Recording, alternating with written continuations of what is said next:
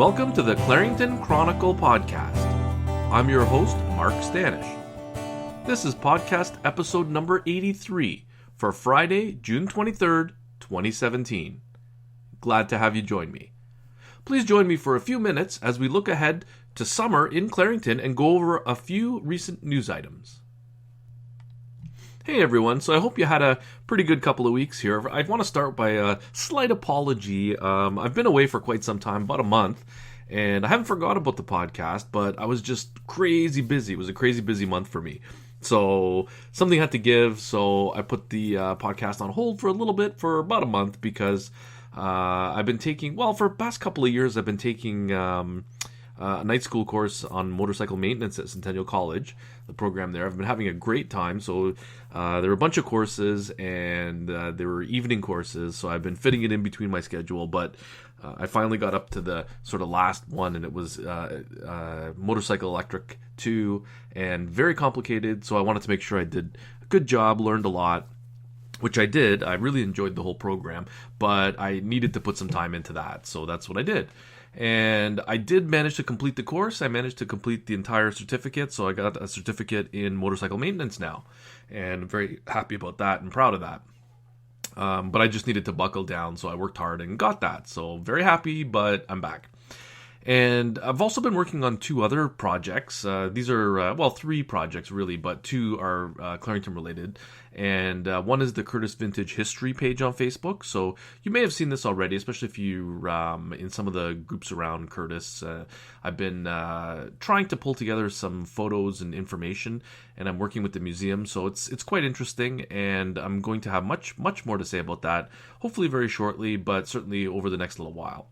And the second thing I was working on was the Friends of the Curtis Dog Park. And again, if you follow dog parks or you follow things going on in Curtis, there's a dog park that's going to be built on the south side of Curtis at the arena there.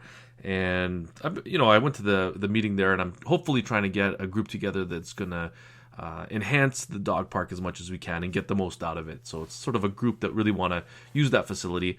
Could be a bit of a surprise if you haven't been following my podcast, because I did have a podcast when this was first proposed, and I still have reservations about how this is all going to be paid. But in general, I think the dog park's a good idea, and I'm trying to get this some community support. So if you do have a dog or you are a friend of the dog park, please join the Friends of the Curtis Dog Park. So both of those are going very well, and again, if you have any kind of interest in either of them, either Vintage History in Curtis or the dog park that's being constructed in Curtis, then please join them. Canada Day is going to be later next week, so I'm going to do a Canada Day edition at that point, a special, but this week I just want to focus on getting up to speed. I have been following the news. I've been keeping track of what's going on, and I'm going to bring you some news stories now as per our new format here. And really, I think there's not much left to do except kick it off, and we'll do the summer edition next week, but we'll kick off the current one now and get up to date on some news.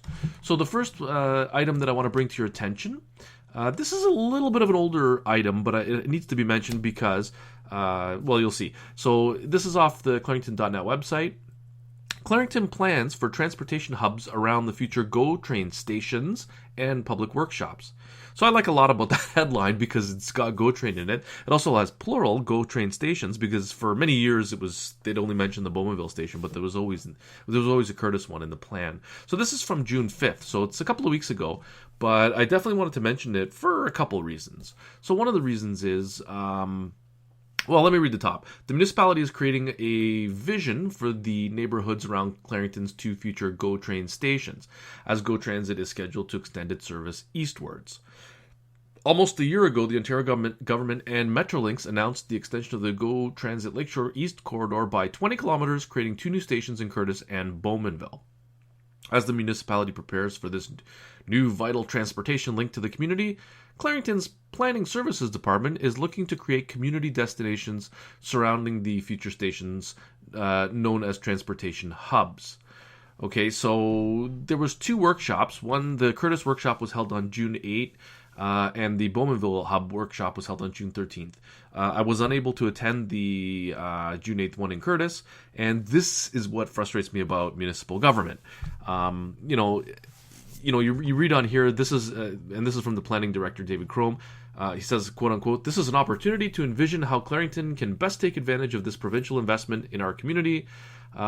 He continues, "We want to see people commuting to Clarington to work," and I like his terminology there, because trying to get Clarington as sort of a destination, and with all the construction on the south side there, that's no doubt there's going to be a lot of people that will be commuting to Clarington. But again, what bugs me about this is you get the sense that, I missed this one date, I have no input. And it's almost the way, it's like a railroad, pun intended, but it's almost like a railroad as to community input.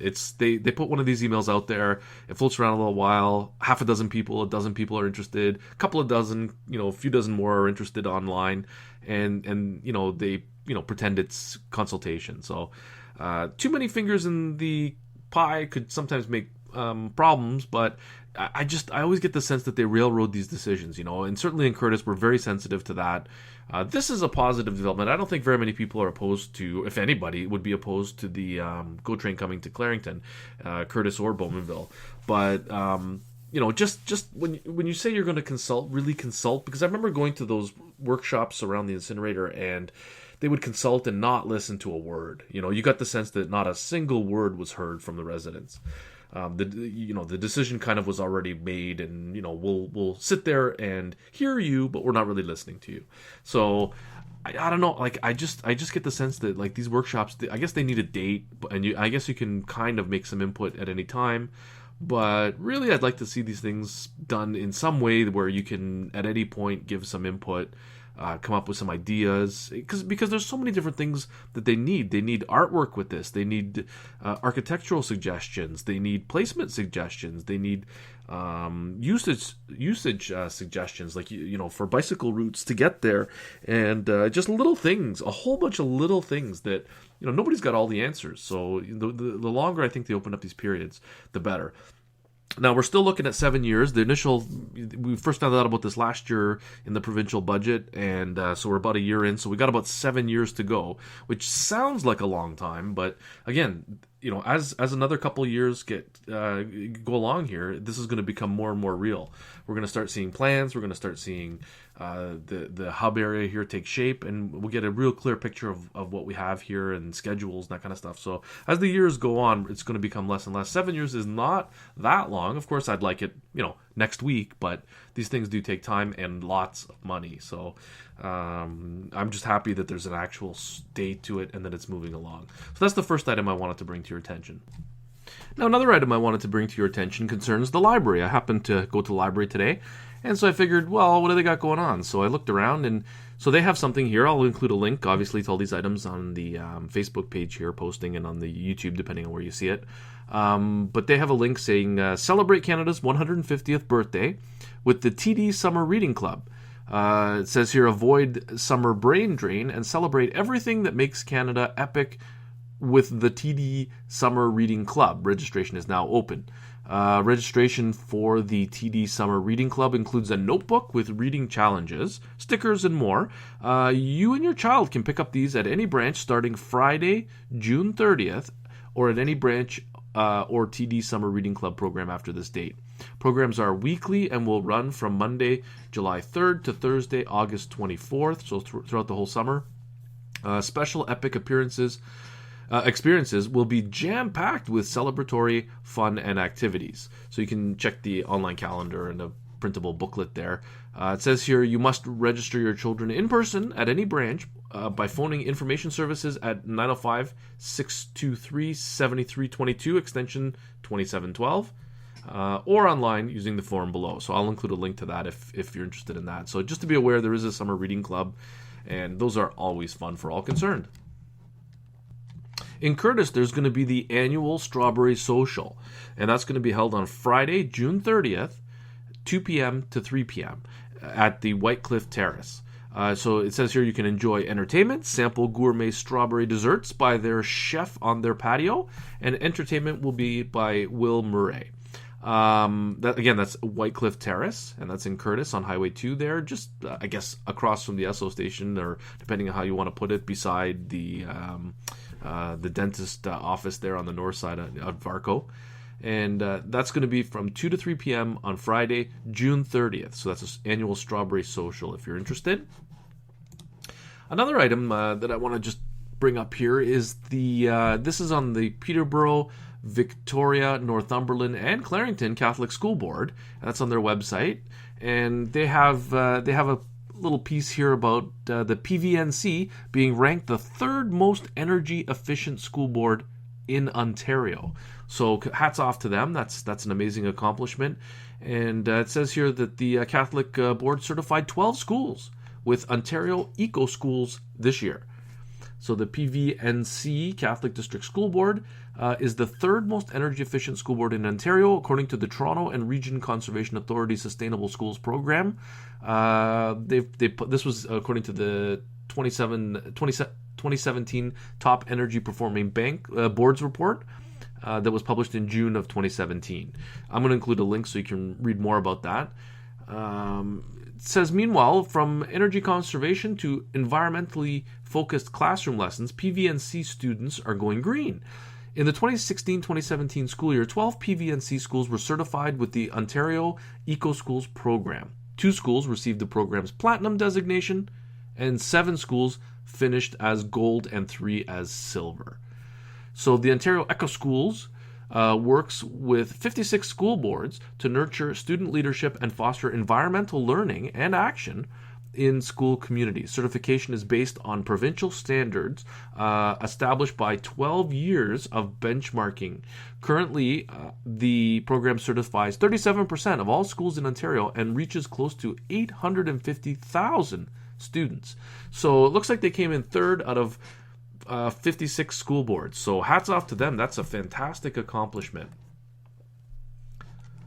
Now, the final item I want to bring to your attention here concerns Clarington Councillor Joe Neal. So, full disclosure, I ran against Councillor Joe Neal in 2010 for the Ward 1 local council in Clarington. But this news story here says now there's been a development. We actually have breaking news on this, so that I just noticed on my feed on Facebook. So I'll include that in a second. But let's go over the news story here by Jeff Mitchell in Clarington this week.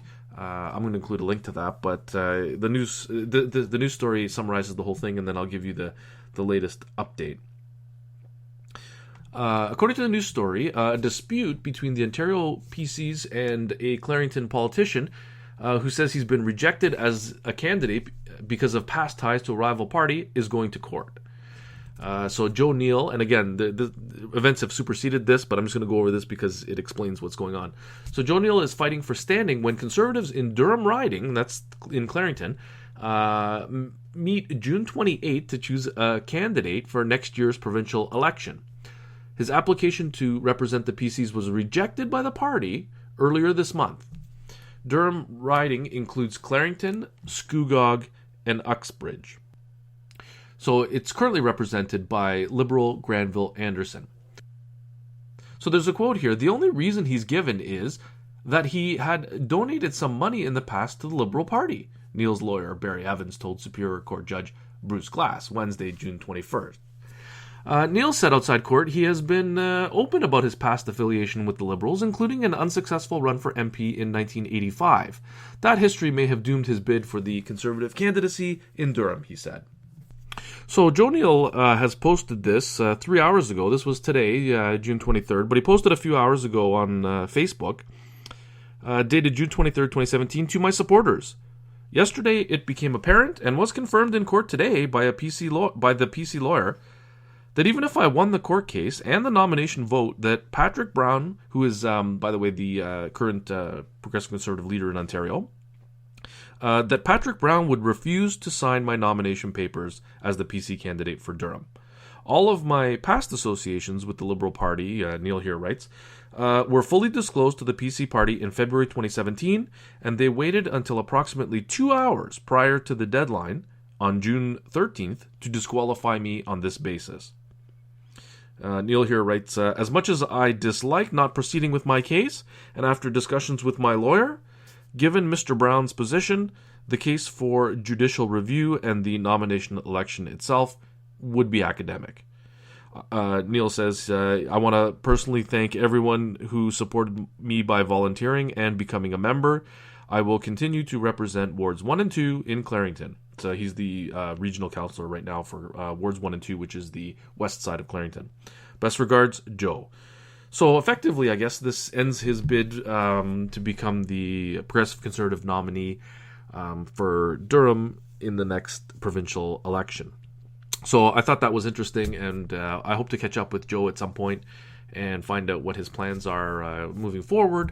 But that literally is breaking news because Joe Neal just published that a few hours ago on Facebook. So we have that, and that I think is quite interesting, quite an interesting development. What's going on, and we'll see how that plays out in the next provincial election.